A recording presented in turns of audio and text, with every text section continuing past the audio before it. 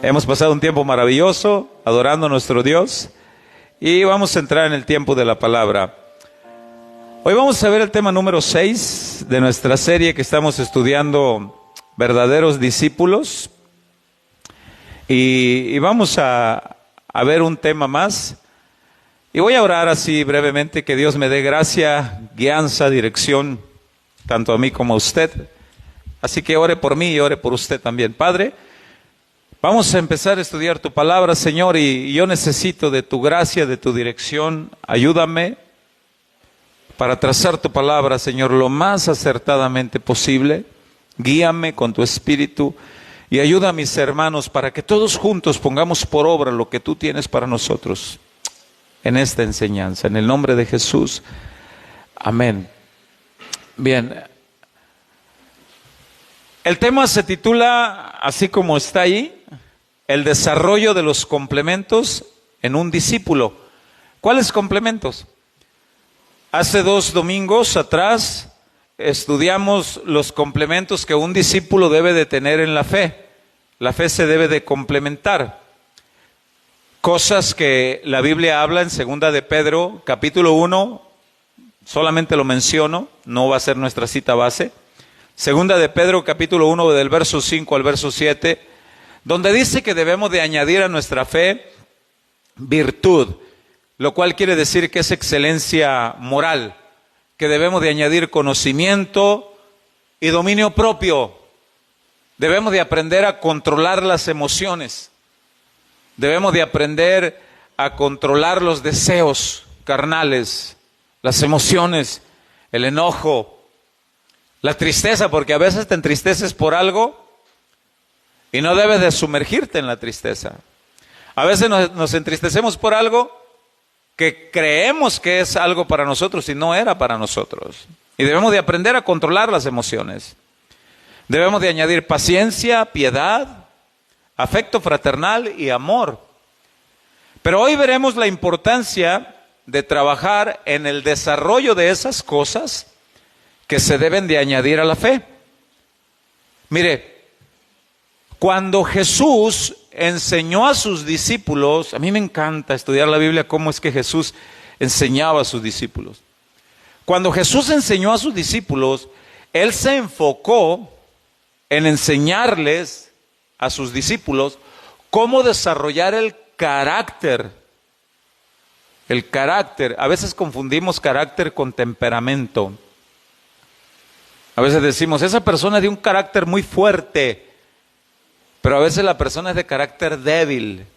Será de temperamento fuerte, pero su carácter es débil porque grita, porque ofende, daña, lastima. No, su carácter es débil, no es fuerte.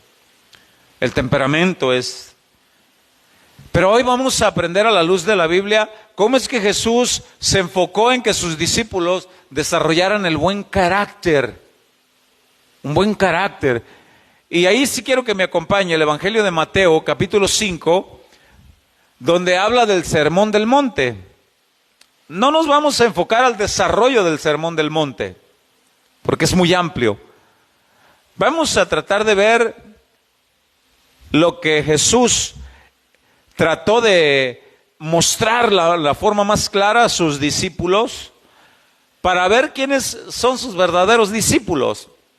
Y dice en Mateo 5, en el verso 1,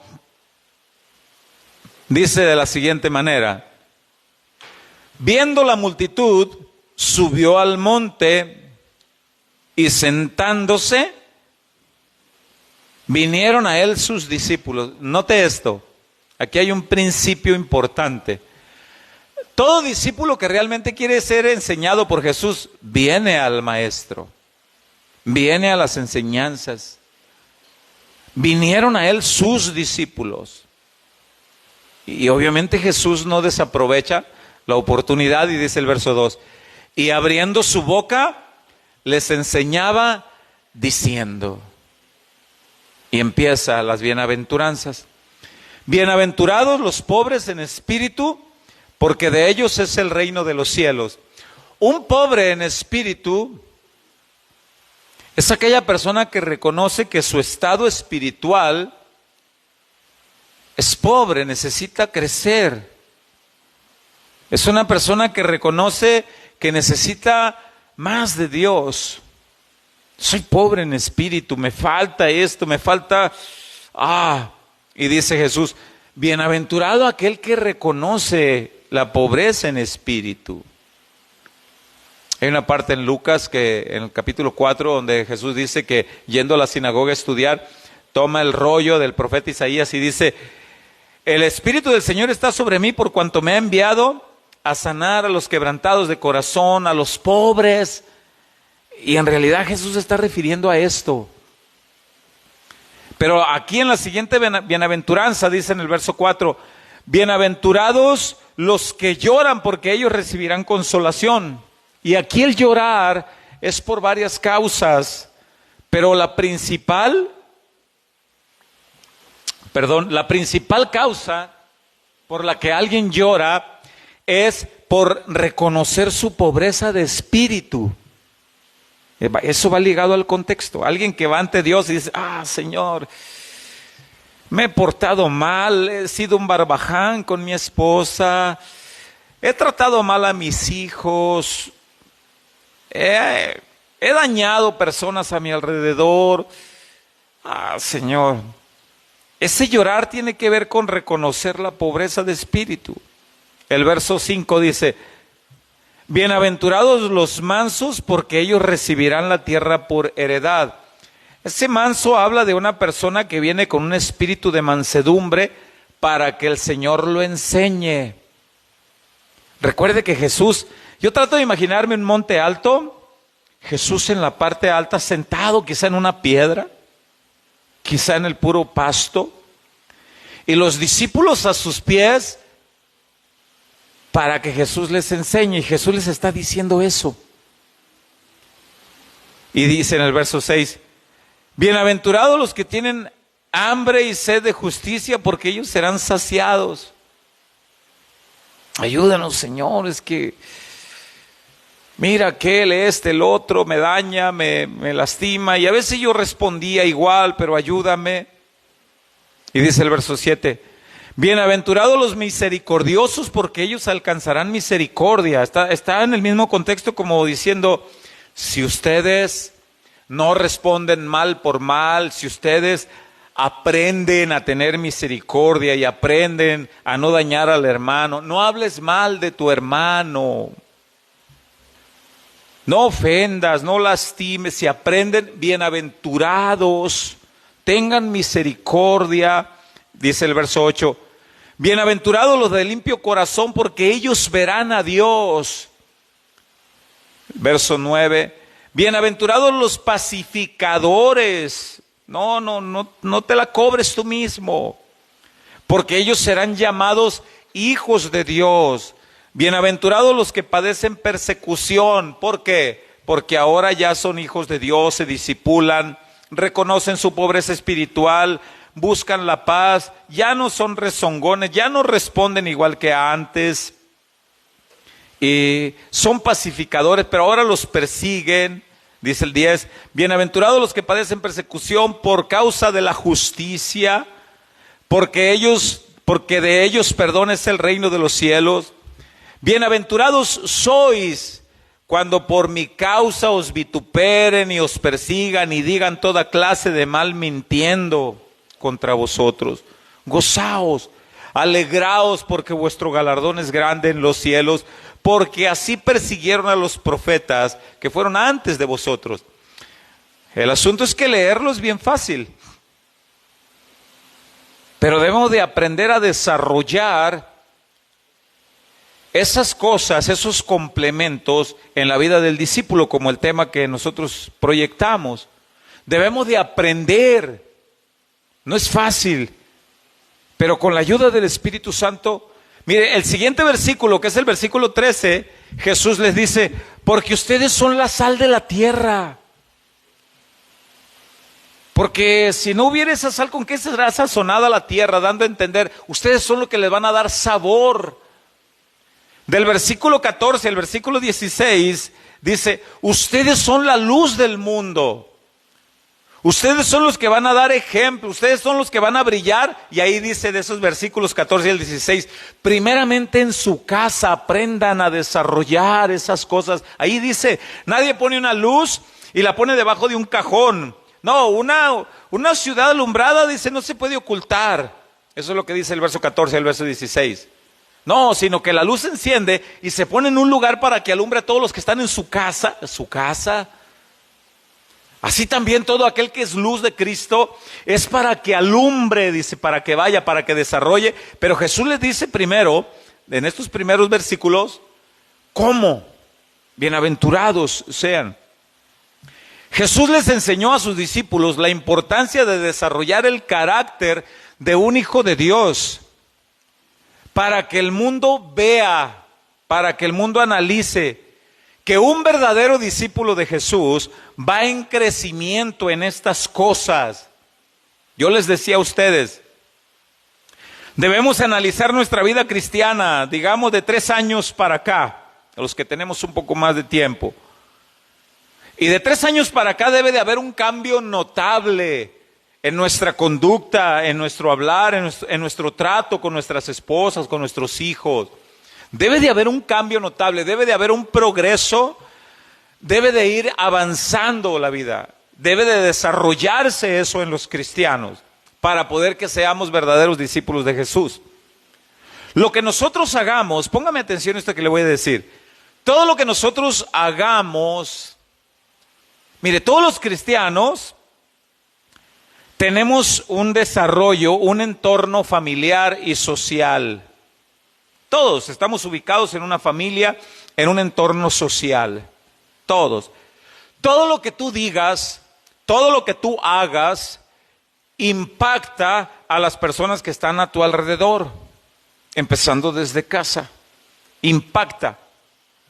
Por eso, antes de hablar, antes de actuar, antes de decir algo, todos los cristianos debemos de preguntarnos, lo que voy a hacer, lo que voy a hablar, edifica mi vida, edifica a los que están a mi alrededor, los edifica o los daña. ¿Cómo es mi vida? ¿Dañará o edificará a las personas que están en mi entorno? Mire, si un discípulo de Jesús no trabaja, y eso es algo que tú debes de tener la iniciativa de hacerlo, tú. En Efesios 4 ya llegaremos a una enseñanza ahí. Quítate tú la gritería, el enojo, la maledicencia. Tú quítatelo. Ya tienes al Espíritu Santo, dice la Biblia. Ahora quítatelo tú. Ya no es con tus fuerzas, es con la ayuda de Dios. Tú crece. Si un discípulo de Jesús no trabaja en el desarrollo del dominio propio, no trabaja en controlar las emociones, los enojos, si deja fácilmente aflorar sus deseos carnales, sus enojos, esto va a impactar a las personas que están a su alrededor, principalmente a los de su casa. Imagínate a un discípulo de Jesús que siempre está resentido. En su casa va a hablar resentimiento contra la persona contra la que está resentido. Peor aún, imagínate a un discípulo de Jesús resentido contra otro discípulo de Jesús. En su casa va a hablar resentimiento. ¿Qué va a provocar? Va a provocar que los hijos de él vean con cierto rechazo a aquella persona. Va a provocar que se siembre cierta amargura en el corazón de los hijos y de la esposa. Eso lo va a impactar. Sentirán tristeza, enojo, rechazo, la esposa, los hijos. Todo lo que tú hables, lo que tú digas, va a impactar a los de tu casa, a los de tu alrededor. De tal manera que o les vas a sembrar eso mismo, o ya no te van a querer escuchar y te van a decir, oye papá, ya no. ¿Somos o no somos cristianos? O van a hablar igual que tú. Y va a impactar eso. O en tu trabajo. Mahatma Gandhi no era su nombre original, Mahatma, sino que era un nombre que quiere decir alma grande. Y le pusieron Mahatma. Gandhi era su apellido. Este señor fue un pacifista del siglo XX. Fue un político, pensador y fue abogado hindú. La biografía de este señor dice que él se mudó a Inglaterra para estudiar la abogacía. Dice la historia de este hombre, usted la puede buscar en internet, que él tuvo muchos encuentros con muchos cristianos donde él estudiaba, donde él vivía. De hecho, dice la historia de este hombre, Mahatma Gandhi, que a él le tocó vivir en una casa, en una familia de cristianos. Nunca se convirtió a Cristo. En alguno de sus escritos de este hombre, dice lo siguiente: me gusta el Cristo de los cristianos, pero no me gustan los cristianos que he conocido, ya que no veo al Cristo que predican en ellos. Sin duda alguna, a este hombre le tocó mirar a cristianos que no se esforzaban en desarrollar los complementos de la fe: virtud, excelencia moral, dominio propio, amor fraternal, conocimiento, amor por los demás. Sin duda alguna que Mahatma Gandhi no miró que los cristianos desarrollaran ese carácter. Quizá a este hombre le tocó mirar muchas malas conductas de los cristianos en donde él vivió y en el entorno donde él estaba, de tal manera que él no quiso nada con Jesús. La Biblia dice que los primeros cristianos, los primeros discípulos, eran conocidos por el desarrollo de esos complementos de la fe. No eran amargados, no eran vengativos, no eran maldicientes contra sus adversarios.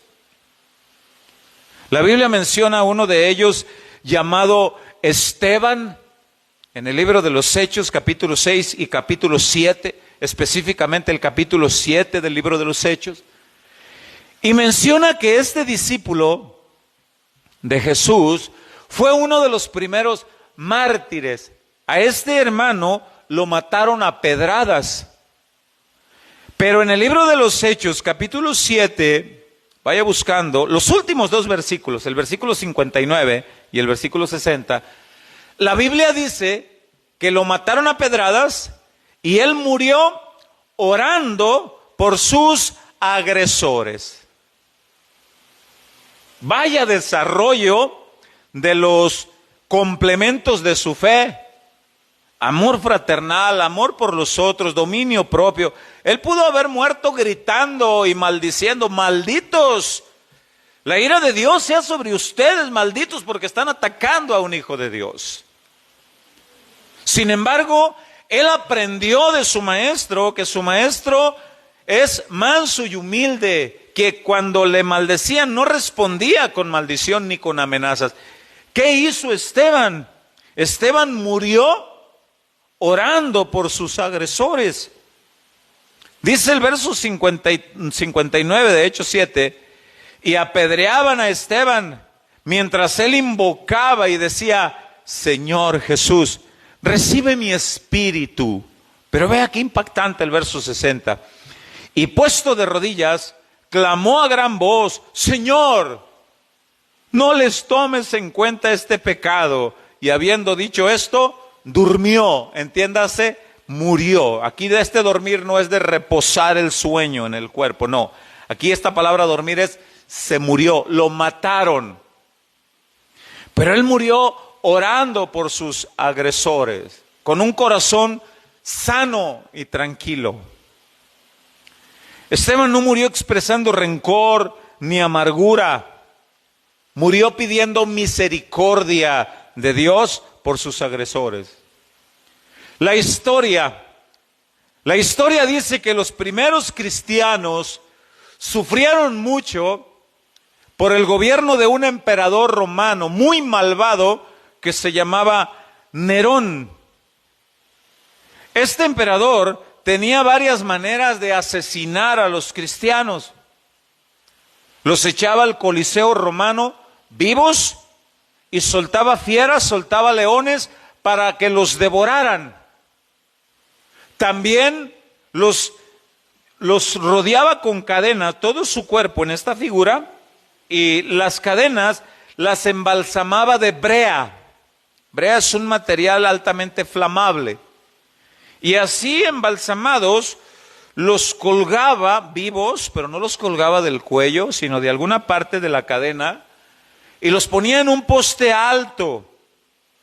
Y en las noches, este emperador hacía un tipo fiesta en lo oscuro, ¿y con qué cree que se alumbraba?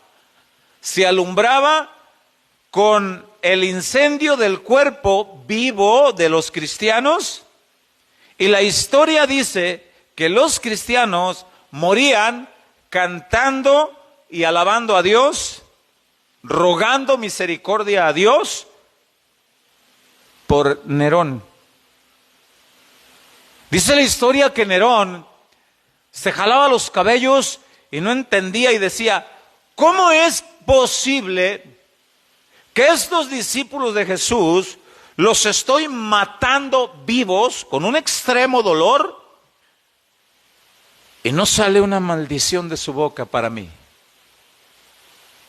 La historia dice que eso nunca cupo en la mente de Nerón, porque los primeros discípulos desarrollaban los complementos de la fe. Ellos, virtud que es excelencia moral, conocimiento, dominio propio,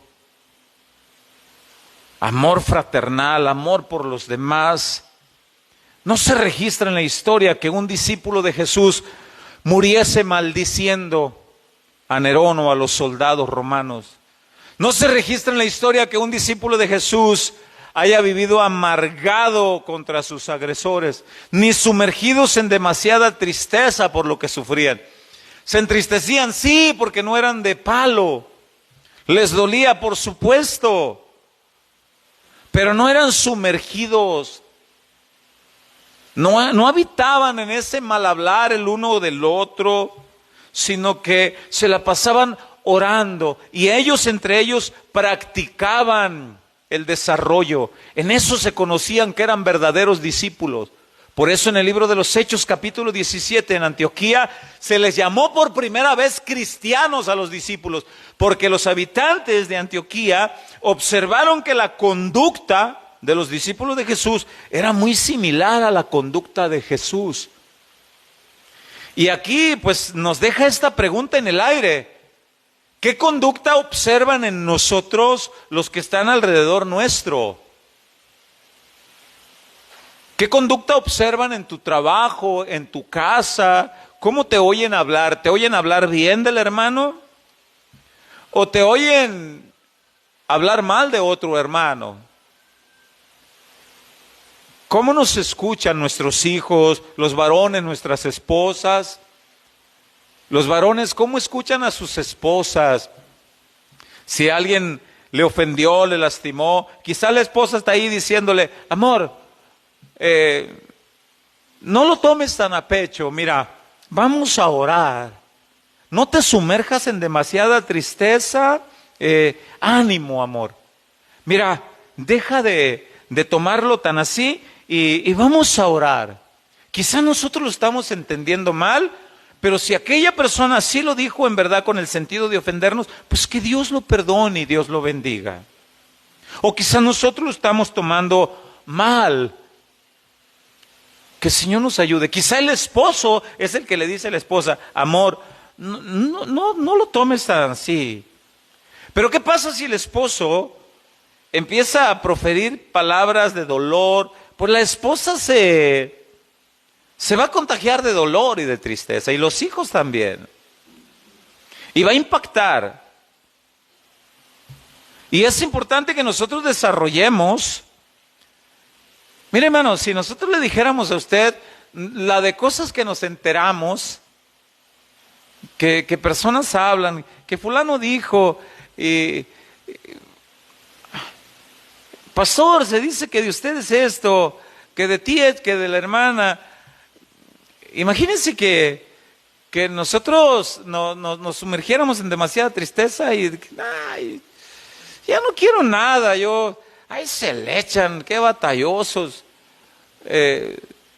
Como aquella persona que en una ocasión dice el pastor Chuy Olivares, que se le acerca y le dice: pastor, ni ganas me dan de venir a la iglesia. Y el pastor le dice: fíjate, hermana, que a mí hay veces que tampoco me dan ganas.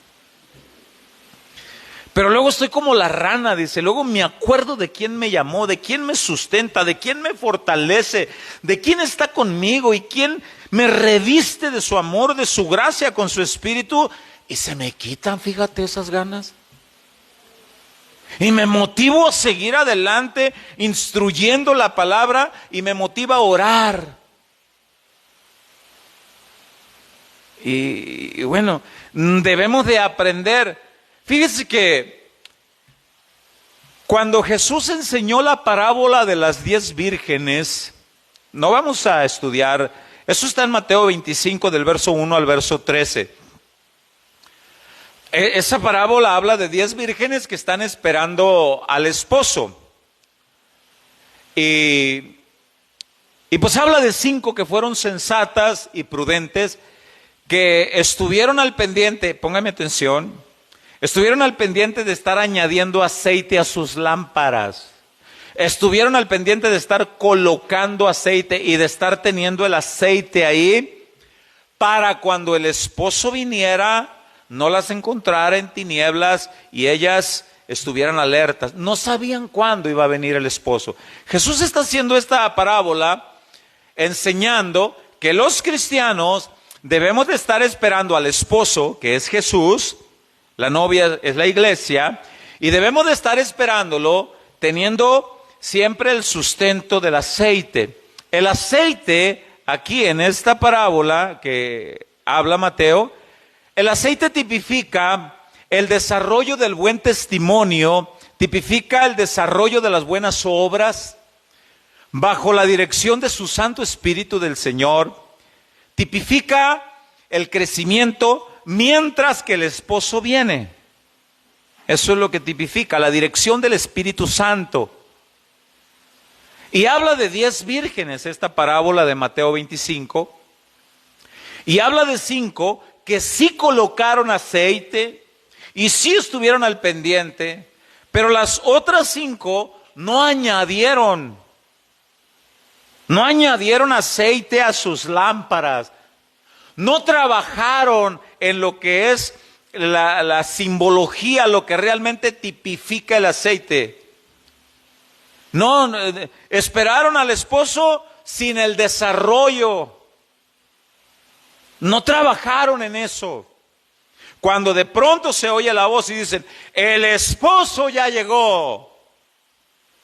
Entonces, las 5 vírgenes insensatas observaron que sus lámparas no tenían aceite y voltearon a ver a las vírgenes prudentes que sí tenían y dijeron: dame de tu aceite. Es como que tú le pidas a algún hermano: dame de tu buen testimonio, no, es que tú lo tienes que buscar el tuyo.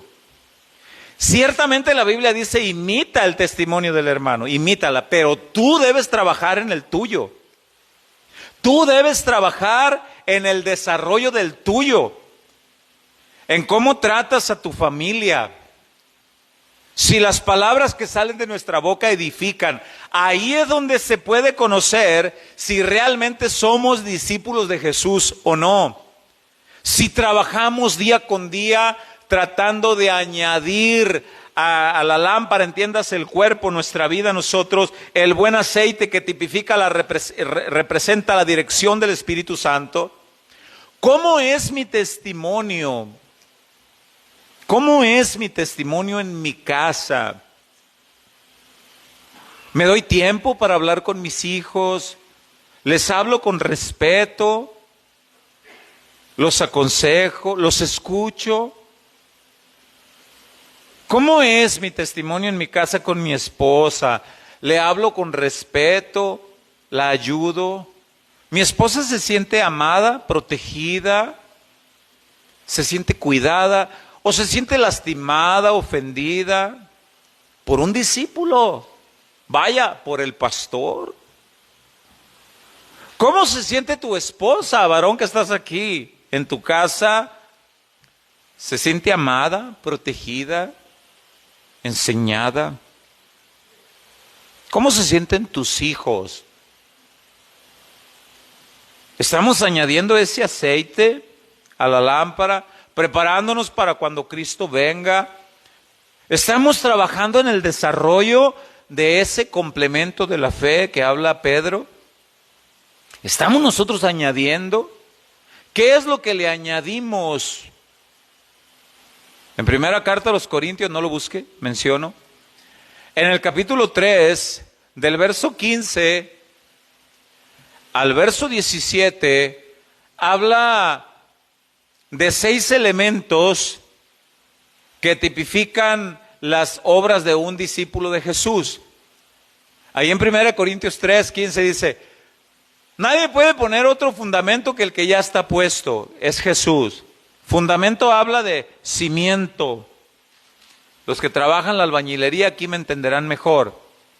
Nadie puede empezar a construir una casa si primero no hace un hoyo en la tierra, le hace la zapata, mete el armex de varilla, piedra, cemento rico, y le hace un buen fundamento, porque a partir de ahí va a empezar a edificar un edificio.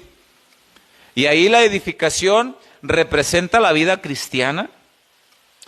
Pero ahí en 1 Corintios habla de 6 elementos y dice: y si sobre este fundamento alguno edificare, dice, oro, plata, piedras preciosas, o madera, heno y hojarasca. Habla de 3 elementos valiosos y 3 elementos no tan valiosos.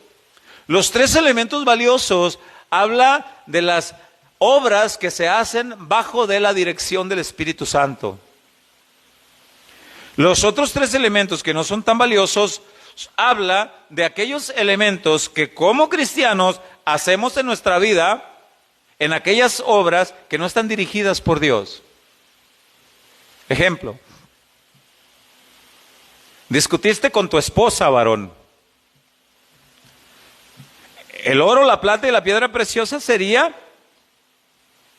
que arreglen las cosas lo más pronto posible y que cada quien reconozca su falla, su error, y amor, perdóname, caramba, es una de las áreas en las que estoy batallando, créeme, Dios está trabajando en eso en mí, pero te amo y no te quiero ver molesta. Perdóname. Yo conocí de una pareja, y le voy a decir algo, esta pareja no eran cristianos, y ellos cuando recién se casaron hicieron un pacto entre ellos y dijeron: no importa las veces que discutamos, ni el nivel de la discusión, siempre haré un cafecito y te lo traeré, haga frío o haga calor. Si hace calor, pues será un café frío. Si es frío, pues un café caliente. Te lo traeré. Y el compromiso que hacemos es que no voy a rechazar tu café, lo voy a tomar, lo voy a aceptar, lo voy a agarrar y te voy a decir: gracias, también te amo. Y fue una estrategia que ellos usaron. Y cuando discutían de una manera intensa, siempre había uno que daba el primer paso e iba y hacía el café. Y abría la puerta de su cuarto y sin decir palabra, se lo ponía cerca. Y como era un compromiso que tenían, el otro lo aceptaba y volteaba y decía: gracias, también te amo. Y sellaban aquello con un beso y ahí empezaban. Y no eran cristianos. El asunto es cómo nos comportamos nosotros los cristianos. ¿Estamos trabajando en el desarrollo de los complementos de nuestra fe? Excelencia moral, virtud, amor fraternal, dominio propio, amor por los demás. ¿Realmente trabajamos en eso? ¿Realmente somos identificados como discípulos de Jesucristo? Dios lo sabe, también tu cónyuge. Dios lo sabe, también tus compañeros de trabajo. Dios lo sabe, sí, también tus vecinos. ¿Cómo es? ¿Estamos añadiendo? ¿Estamos como en esa parábola? Quiero que leamos de nueva cuenta Primera de Pedro, en donde habla de esos complementos de la fe. Porque no basta con decir tengo fe. No basta con decir soy un hombre de fe. No basta con decir soy una mujer de fe. Hay que trabajar en el desarrollo de los complementos de la fe. Es que Dios sabe que soy un hombre de fe. Sí, pero debes de trabajar si fácilmente eres arrastrado por una caguama. Es que soy un hombre de fe. Dios sabe que nací de nuevo. Sí, sí lo sabe. Pero debes de trabajar en reconocer si fácilmente eres explosivo y ofendes. Trabaja en eso. Es que Dios sabe que soy un hombre de fe. Sí, pero ¿qué tal que fácilmente eres coqueto? Juan Querendón con la señora allá del trabajo. Oiga, ¿cómo está usted? Fíjese que yo me siento tan bien cuando platico con usted. No sé, usted me transmite una paz, algo que... Ay, y ahí está el otro. ¿De veras, oiga? ¿En serio? Ay, es que es el poder de Dios sobre mí. Pero para lo que guste, yo puedo servirle. ¿En qué le puedo ayudar? Cuidado, Juan Querendón. Cuidado. Estás entrando en terreno peligroso. A veces confundimos cortesía con cortejo. ¿Sí me entiende eso? ¿Me entiende esa diferencia? Puede haber personas que realmente son corteses. Buenos días. Puede haber un cristiano que puede en su trabajo mirar que viene un compañero o una compañera de trabajo, sus manos ocupadas, herramienta de trabajo, no sé, y el cristiano observa y va, le abre la puerta y les pásele. Fue cortesía. Pero a lo mejor la señora dijo, hoy creo que le gusto. Cálmate, Dalila. Cálmate. Debemos de trabajar en el desarrollo. Por eso es que yo quiero leer de nueva cuenta Segunda de Pedro. Y la quiero leer en la Nueva Traducción Viviente. Me gusta esta traducción bíblica. Nueva Traducción Viviente, Primera de Pedro. Vamos a leer desde el capítulo 3 desde el verso 3, perdón, hasta el verso 10. Primera de Pedro, capítulo 1, del verso 3 al verso 10. Dice, Primera de Pedro 1:3, en esta traducción dice, mediante su divino poder, dice en esta traducción, Dios nos ha dado todo lo que necesitamos para llevar una vida de rectitud. ¿Cuántos dan gracias a Dios por eso? Por su poder Él ya nos dio todo para que llevemos una vida de rectitud. Todo esto lo recibimos al llegar a conocer a aquel que nos llamó por medio de su maravillosa gloria y excelencia. Y debido a su gloria y excelencia, nos ha dado grandes y preciosas promesas. Estas promesas hacen posible que ustedes participen de la naturaleza divina. No que nos hagamos Dios. Aquí la naturaleza divina, no que nos hagamos Dios, sino aquí la naturaleza divina habla de santidad.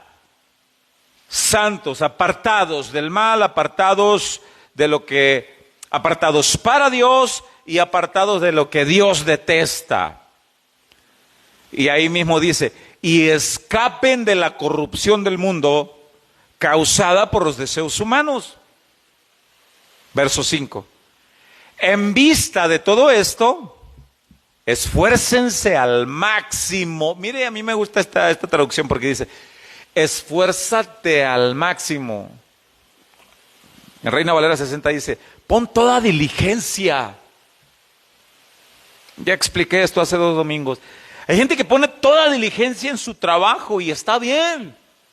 Hay mecánicos que son muy diligentes, tienen sus herramientas acomodadas, las llaves, la 7, la 8, la 9, la 10, todo en su orden. Aunque es un trabajo que requiere estar sucio, pero hay mecánicos que están limpios y ponen toda diligencia en eso. Pero imagínate un mecánico cristiano que ponga toda diligencia en su trabajo secular, pero en su vida como discípulo no pone la diligencia. Imagínate un cristiano mecánico que tenga todas sus herramientas y sea limpiecito y sea respondón con sus clientes. Cállate, chillón.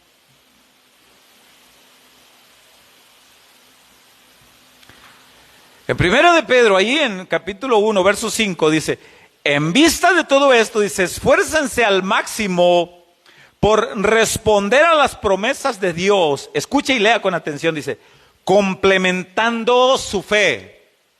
Por eso que el tema de hoy se titula, el desarrollo en los complementos.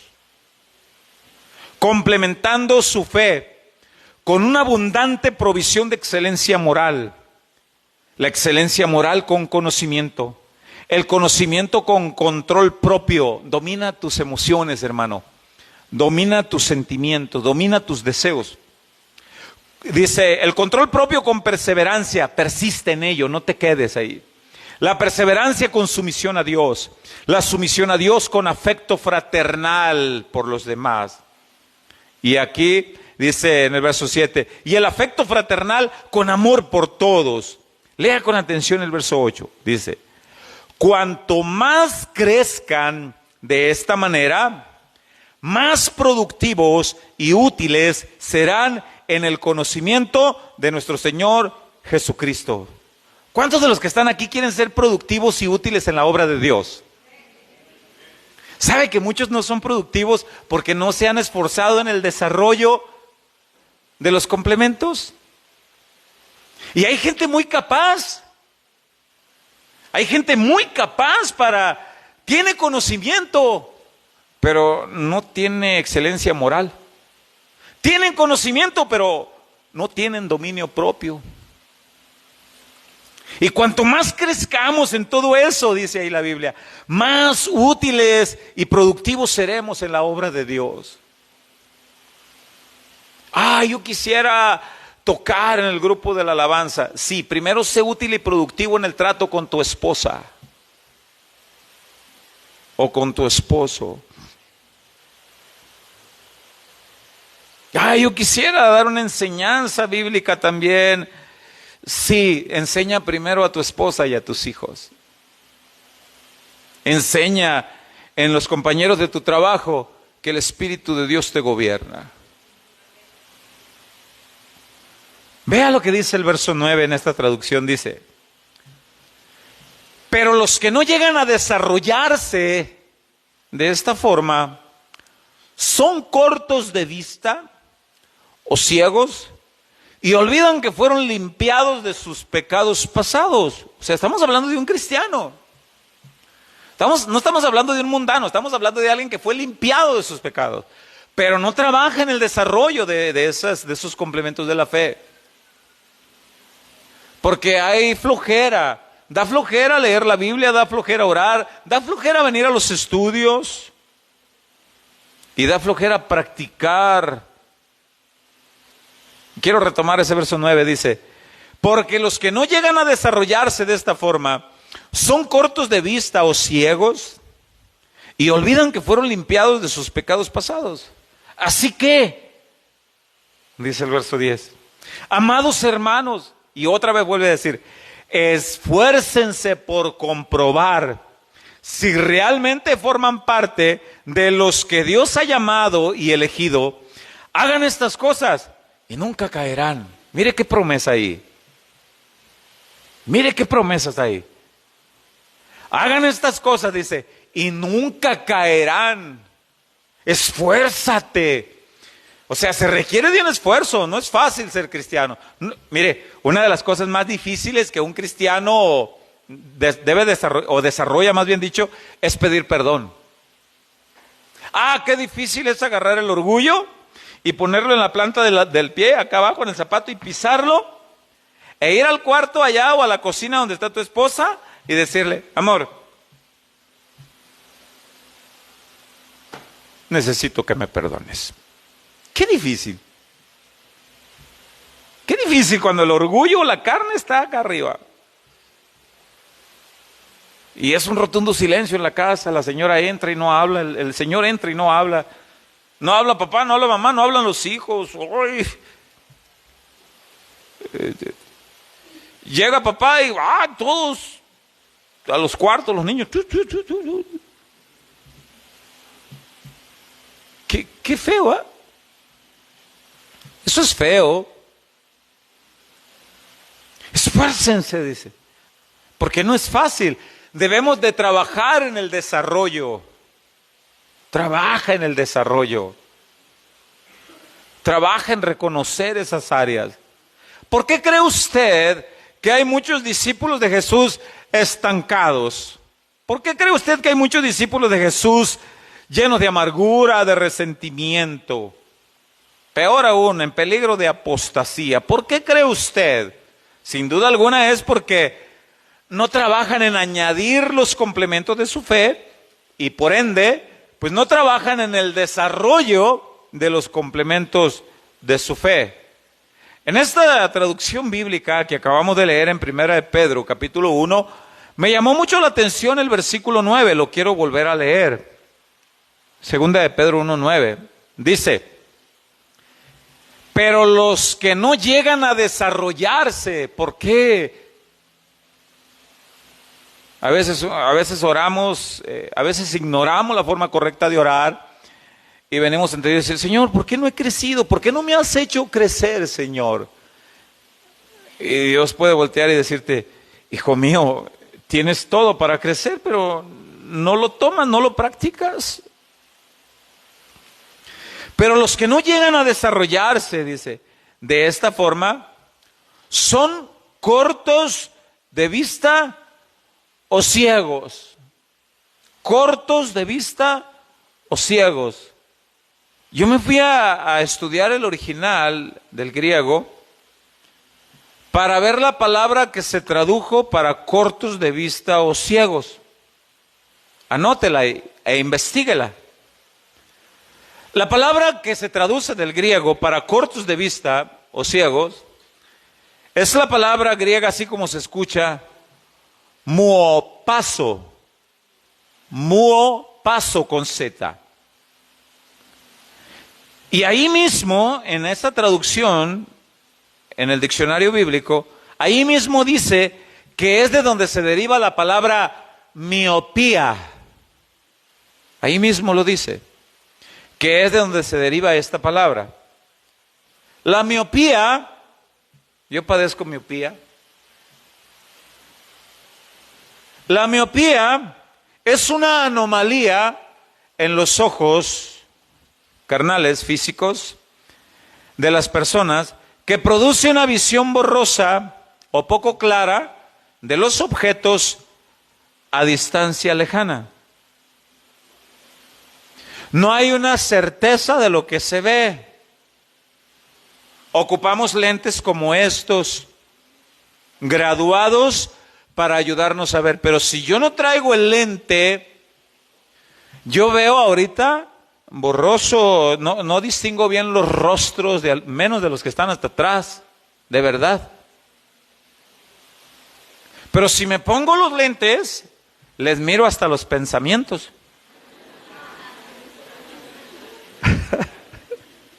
No tanto, no tanto. Bueno, la miopía es un peligro cuando alguien no trae lente, porque imagínate a un conductor que va manejando en una carretera de 2 sentidos, que no tiene más que un carril de aquí para allá y otro carril de allá para acá. Y no trae lentes y tiene miopía. De seguro que le va a preguntar al copiloto, al que le va ayudando, ya sea su esposa o alguien más. Imagínate que sea su esposa y que le diga, oye amor, ¿sí? Puedo distinguir un carro a lo lejos. Ajá, pero no sé si va o viene. Viene, mijito, hazte a un lado que ahí viene, dice la señora. Bueno, es que yo no lo distinguía. Bueno, Pedro aquí utiliza para la palabra cortos de vista o ciegos, utiliza la palabra muopazo para identificar a un discípulo de Jesús que no trabaja en el desarrollo de los complementos de la fe, no trabaja por flojo, por estar afanado en otras cosas, no trabaja. Ese discípulo de Jesús es corto de vista o ciego. Ahí y hay un peligro, porque todo lo ve borroso.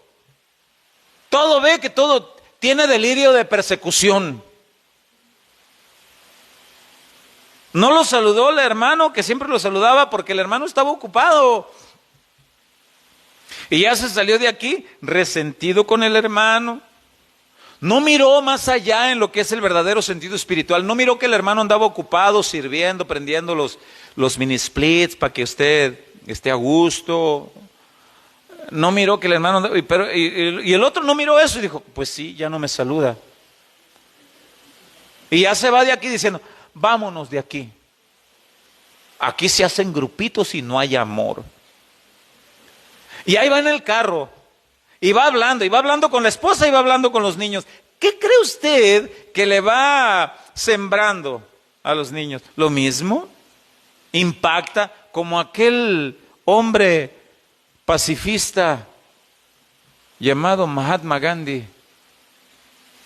Él miraba, observaba, y dijo, yo no quiero nada con ese Cristo. Me gusta el Cristo de los cristianos. No me gustan los cristianos porque no veo al Cristo que predican en ellos. O sea, vete con la mentalidad mejor. Bueno, quizá el hermano no me saludó porque estaba ocupado, pero en la próxima ocasión yo me voy a acercar. Hermano, ¿cómo estás, hermano? Ay, hermano, discúlpame, es que estoy miope y no traigo los lentes. Ah, ok. Y el otro dice, es que yo tengo miopía espiritual. El Evangelio de Juan, capítulo 9, no lo busque, nada más lo voy a mencionar. Todo el capítulo 9 del Evangelio de Juan habla de la ceguera espiritual de Israel. No miraron lo que Dios les quería enseñar. Y Dios usa a un ciego de nacimiento que estaba parado a la orilla del camino para explicar la ceguera espiritual. Hasta el día de hoy hay cristianos con una ceguera espiritual y no observan bien las cosas y ya miran moros con tranchetes. No me habló, no me saludó, no me buscó.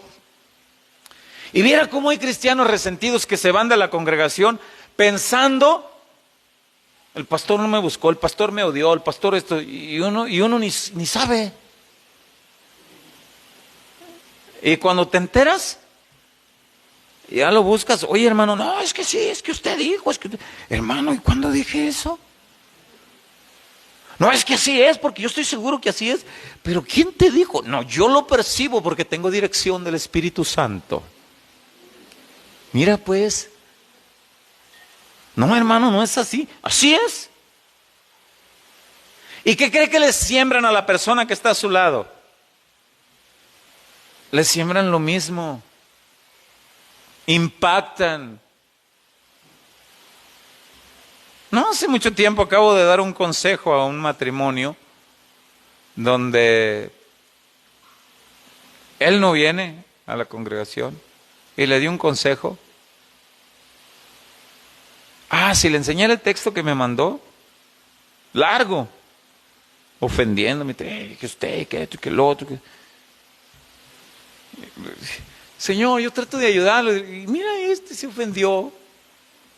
Le estoy diciendo que busquen la paz, la armonía, el amor, que se acerque a Dios para que aprenda cómo tratar a la esposa. Y se enojó. Y el Espíritu Santo, clarito que me habla, y me dice, ¿y tú qué vas a hacer?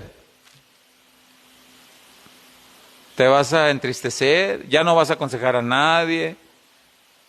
¿Te vas a amargar? ¿Vas a hablar mal de él? No, ¿qué piensas de él? Pues no te conoce, Señor. Ah, bueno, pues tenle paciencia y espera que me conozca. Entonces, guarda silencio, me dice, no digas nada. Pero le pedí permiso para decirlo aquí ahorita.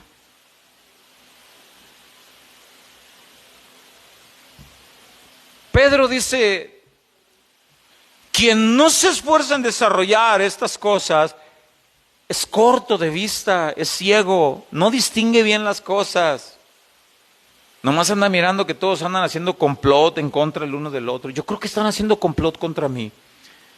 Yo creo que ya mira hablar a una persona con otra y seguro están hablando mal de mí. Cálmate, hermano. No te figures cosas. Y si así fuera, deja que Dios se encargue. Deja que Dios se encargue. Ahora, claro que los cristianos reaccionamos emocionalmente cuando algo nos duele, por supuesto. Como decía hace un momento, pues no somos de palo. Pero no debemos dejar que las emociones marquen el rumbo de nuestras vidas. No. Ahora yo le hago una pregunta aquí. ¿Cree usted que haya discípulos de Jesús tan cortos de vista que lleguen a aborrecer a otro discípulo de Jesús? Sea honesto y respóndame. Sí hay. Otra pregunta. ¿Cree usted que hay alguno de esos aquí sentadito? Otra pregunta. ¿No será usted uno de ellos?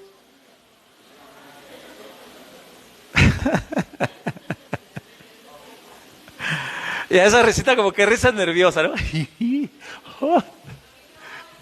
No vinieron ahora. Ok.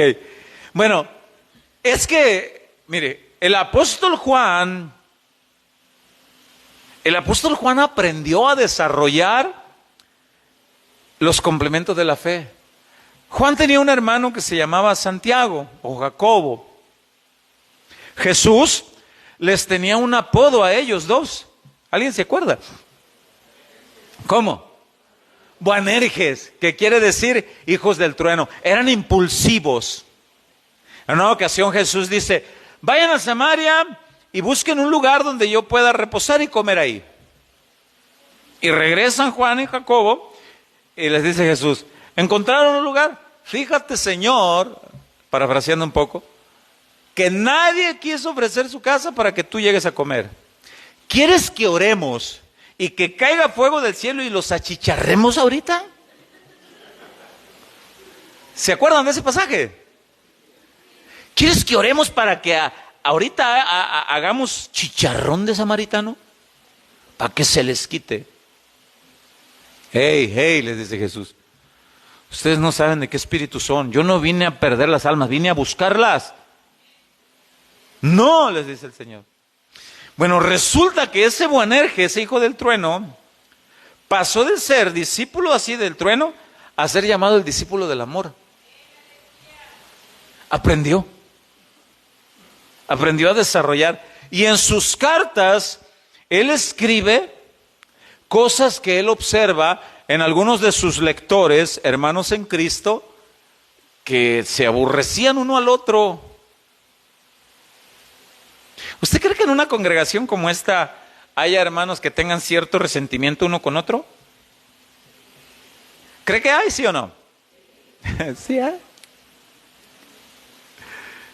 Bueno, en otras congregaciones, aquí no hay, pero es en otras. En otras, aquí no hay de eso. ¿Verdad que aquí no hay, hermanos?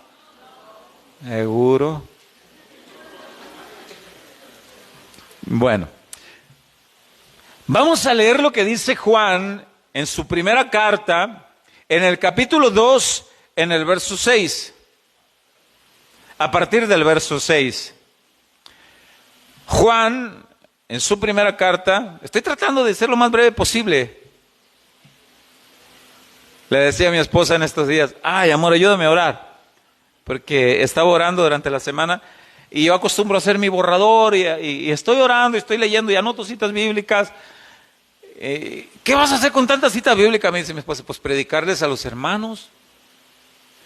No, me dice mi esposa, con tantas citas bíblicas les vas a predicar 2 horas. Bueno, voy a tratar de escoger, o a lo mejor hago una segunda parte. Pero bueno, ahí va. Primera de Juan 2:6 dice, el que dice que permanece en él debe andar como él anduvo. ¿Cuántos de los que estamos aquí permanecemos en Cristo? Ay, ¿por qué lo dice tan dudoso? ¿Cuántos de los que estamos aquí dicen permanecer en Cristo? Bueno, ¿cuál es el mandato? Debemos de andar como él anduvo. Pásese al verso que sigue. Dice, hermanos, no os escribo mandamiento nuevo, sino el mandamiento antiguo que habéis tenido desde el principio. Este mandamiento antiguo que está por allá en el Evangelio de Juan capítulo 13, versículo 35, amaos los unos a los otros y en esto conoceréis que sois mis discípulos. Bueno, ese mandamiento antiguo, dice al final del verso 7, es la palabra que habéis oído desde el principio. Pero ahí le va el verso 8. Sin embargo, os escribo un mandamiento nuevo. Bueno, y aquí pareciera que hubiera una contradicción. Si en el verso anterior dice, no es uno nuevo, pero aquí en el verso 8 dice, sin embargo, os escribo un mandamiento nuevo. ¿A qué se refiere con eso? Juan les estaba diciendo, que sea nuevo en ustedes. Ustedes que no están acostumbrados a amar al prójimo en esa manera, ustedes que están acostumbrados a comerse el uno al otro, ustedes que están acostumbrados a estar hablando mal el uno del otro, empiecen a hacer algo nuevo, les dice Juan. Y empiecen a vivir el mandamiento. En ustedes va a ser nuevo. Retomo ese verso 8. Sin embargo, os escribo un mandamiento nuevo, que es verdadero en Él, en Jesús. Y en vosotros. Porque las tinieblas van pasando. ¿Qué quiere decir eso? Vamos pasando de las tinieblas a la luz admirable. Vamos aprendiendo. Las tinieblas van pasando. Y la luz verdadera ya alumbra, ya vamos entendiendo. ¿Se acuerdan del miope? Para no estar tan miope, para mirar. Y dice el verso 9. El que dice que está en luz, aquel que dice que no es miope, aquel que dice que ve bien. ¿Se acuerdan del Evangelio de Mateo capítulo 5? A partir del verso 14, donde habla, son la luz del mundo, alumbren, deben de anunciar la luz. Y dice en el verso 9, el que dice que está en luz, ahí va, y aborrece a su hermano, está todavía en tinieblas. No es cierto que ve bien, es corto de vista, es ciego. No ha desarrollado los complementos de la fe, no ha trabajado. ¿Cómo puedes decir tú, hermano, que permaneces en buena luz si hablas mal de aquel? Se equivocó el hermano, ora por él. No cumplió tus expectativas, ora por él. No podemos decir que estamos en luz, dice, y aborrecer al hermano, porque todavía está en tinieblas. Y dice el versículo 10, el que ama a su hermano, ese sí permanece en luz, ese ya ve. Ya tiene amor fraternal, lo que dice Primera de Pedro, capítulo 1, del verso 3 al verso 10. Ya desarrolló el amor fraternal, el amor por los demás, el dominio propio. Ya no. Ya le alumbra la luz, dice ese verso 10. El que ama a su hermano permanece en la luz. Y en él no hay tropiezo. Ya no es miope. Le adaptaron sus lentecitos para que mire bien. Y dice el verso 11, pero el que aborrece a su hermano está en tinieblas y anda en tinieblas y no sabe a dónde va. ¿Te ha tocado levantarte en la noche a ir al baño y no hay ni un foco prendido, nada? Y no te acuerdas si el abanico que estaba a los pies de tu cama, no te acuerdas si estaba bien cerca o más lejos. Te da aire, pero no sabes exactamente dónde. Y ahí andas. para no tumbar el abanico, o para no tropezarte con... porque no ves bien, porque de alguna manera nuestros ojos no se ha dilatado la pupila para buscar luz, porque no hay. Y hasta que ahí andas palpando, aquí está, y no sabes a dónde va. Bueno, la Biblia dice aquí, el que no ha desarrollado los complementos de la fe es como aquel que anda así y no sabe a dónde va. Dice al final ahí del verso 11, y no sabe a dónde va porque las tinieblas le han cegado los ojos. Pero está hablando a cristianos, no está hablando a mundanos, está hablando a cristianos que no saben a dónde va. Ahora aquí, imagínate a un discípulo que no trabaja en el desarrollo de los complementos de la fe y no distingue bien por dónde va. Él cree que va bien. Hay discípulos de Jesús que creen que es mejor no congregarse nunca más.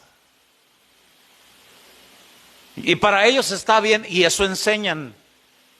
Yo no ocupo congregarme, yo tengo mi relación con Dios desde mi casa, yo oigo predicaciones, yo oro desde casa, y ellos dicen, ¿para qué me voy a congregar si allá hay muchos hipócritas y allá hay diferencias entre hermanos? ¿Para qué me congrego? Y eso creen, y está en tinieblas, y él cree que está bien. Pero Pablo le dice a los corintios, es bueno congregarse. Dice en 1 Corintios 11:19, dice, es preciso que entre ustedes haya disensiones para que sea manifiesto los que son aprobados entre Dios. Hay algo bueno que surge en medio de todo eso. Pero el que no ha desarrollado eso, y mire, y mayormente los que están lejos así, se creen más espirituales que otros. ¿A mí qué me van a enseñar? Yo desde casa puedo orar, yo puedo ser cristiano desde casa. Dios sabe mi relación, sí, y el mandato del Señor que dice que te congregues, y el mandato del Señor que dice que qué bueno es habitar los hermanos juntos en armonía, y tú dices, no voy porque allá no hay armonía, y en el primero que no hay armonía es en aquel que dice eso. ¿Por qué? Porque no quiere desarrollar el dominio propio de llegar y saludar al otro. Y debemos de crecer en eso. El discípulo que no distingue hacia dónde está guiando su vida es como aquel cristiano que no distingue. Y voy a hablar de un cristiano casado, con esposa, con hijos, y no se da cuenta que todo lo que habla en su casa, no se da cuenta que está guiando a su esposa o a sus hijos a una mala conducta. Está guiando a su esposa y a sus hijos a tener resentimiento con aquel otro, con aquel. ¿Por qué no hagas eso? Dice Jesús. Deja de estar hablando del hermano. Deja. Mi esposa y yo hace muchos años que tomamos la decisión de que cuando ella y yo hablamos cómo fortalecernos, yo de repente me acerco a mi esposa y le digo, ora por mí, amor. Me siento cargado, Y me dice mi esposa, es que tus cargas son las mías. Sí, pero ora por mí. Y ella y yo hace muchos años que tomamos la decisión de que las cosas que nos afligen en la congregación, no platicarlas delante de nuestros hijos. Hace muchos años que ella y yo decidimos eso. Porque de pronto, y ya ve que los chamacos tienen oído de antena parabólica, oído de tísico, dicen algunos. Hace algunos años nosotros, mi esposa y yo, platicábamos algunas cosas que nos dolían, y Dios nos estaba formando, y nos dimos cuenta que mis hijos se dieron cuenta, y ahí vienen. ¿Qué? Pero con el ceño de aquí fruncido. ¿Qué pasó? ¿Qué o qué? Y le digo, hijos, no, cálmense. Y ahí el Espíritu Santo nos habló y nos dijo, cuidado, porque en ellos va a haber ese resentimiento. No, que no lo haya ni en ustedes ni en ellos. Quiten eso, nos dijo el Señor. ¡Ay! Sí, Señor. Pero quítenlo ya. Sí, Padre. Perdón, Señor. Y prohibido que vuelvan a hablar así delante de sus hijos. Sí, Señor. Ay, bendito el día que el Señor nos dijo eso.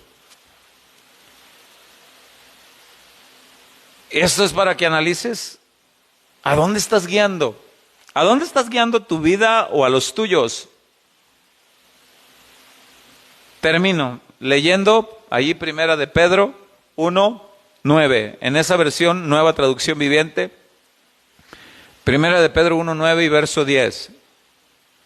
Dice: pero los que no llegan a desarrollarse de esta forma son cortos de vista o ciegos y olvidan que fueron limpiados de sus pecados pasados.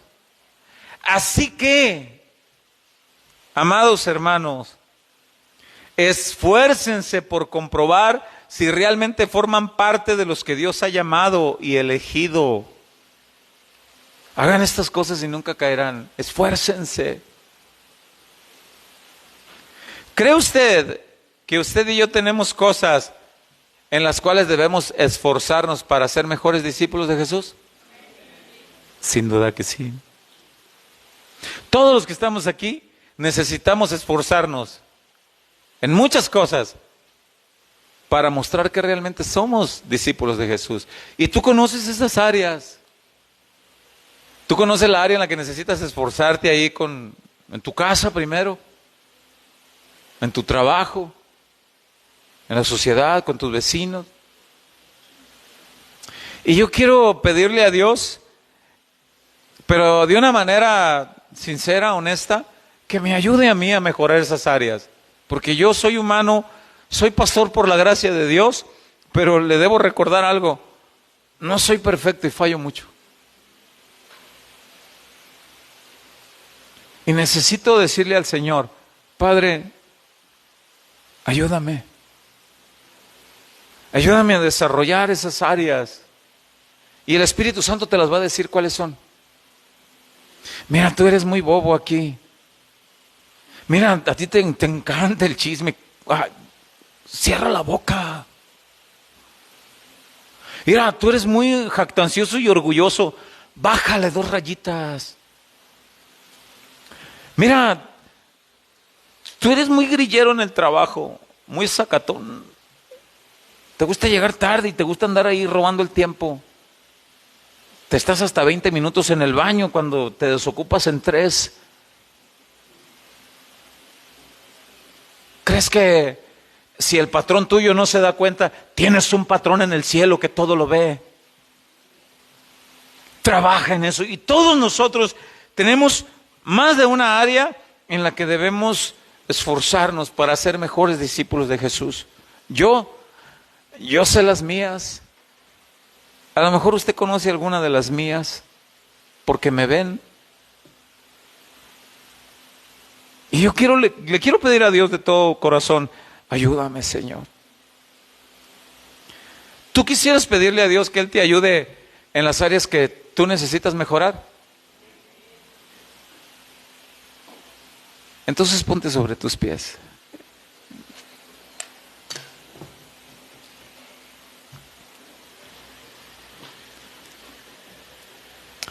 Y si tú quieres orar desde tu lugar, o si quieres pasar a este lugar y no que haya aquí más presencia de Dios que allá, sino pues a lo mejor ahí no tienes espacio para hincarte y aquí sí. Y si tú quieres pasar y decirle al Señor: tiene un anuncio, gracias. Si tú le quieres decir al Señor: ayúdame, Señor, ayúdame, mira, necesito mejorar en esta área, ayúdame. Cierra tus ojos. Pero si quieres venir acá, no cierres tus ojos porque te vas a tropezar. Ciérralos ya cuando estés acá. Así que está el lugar abierto. Cierra tus ojos y analiza esas áreas en tu vida. Quizá tú eres muy frágil de sentimiento y por cualquier cosa ya estás resentido. Y ya te figuras cosas. Eres frágil de corazón. Eres noble. Eres tan noble que te lastimas por cualquier cosa.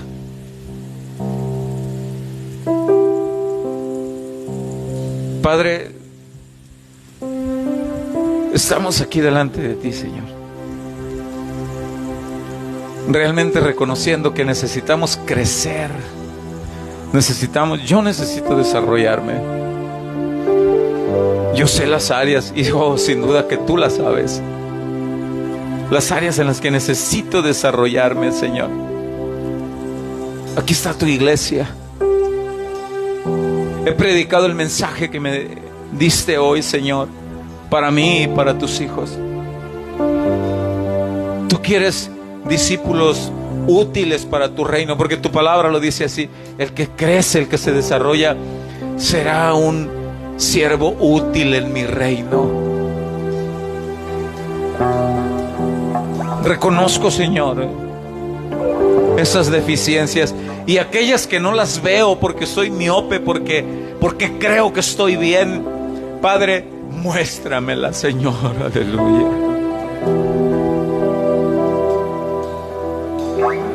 Muéstrame, Dios, con tu espíritu, Señor, como oraba tu siervo David. Aún de aquellos pecados que me son ocultos, Señor, límpiame, Señor. Aún de aquellas cosas que yo creo que hago bien, oh Padre, por tu espíritu muéstramelas y dime: no está bien. Aquí están tus hijos, Señor. Aquí están tus discípulos. Queremos ser verdaderos discípulos tuyos, Padre. Queremos crecer, Señor, desarrollarnos. Ayúdanos, Padre. Y repito, si alguien quiere ofrecer sus rodillas a Dios en este lugar, puedes pasar y puedes decirle: aquí estoy ante ti. Ayúdame, Señor. Aquí estoy ante ti, Padre. Quiero ser verdadero discípulo, Señor. Aleluya. Aquí estoy Ante ti, adorándote con todo lo que soy.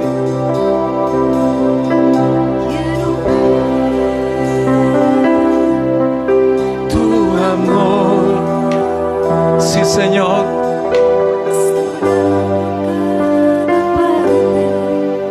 de mi ser. Aquí estoy. Tú conoces lo que hay en mi interior. Tú conoces lo que hay muy dentro de mi corazón, donde nadie más me puede comprender. Ayúdame, Señor, cambia mi corazón.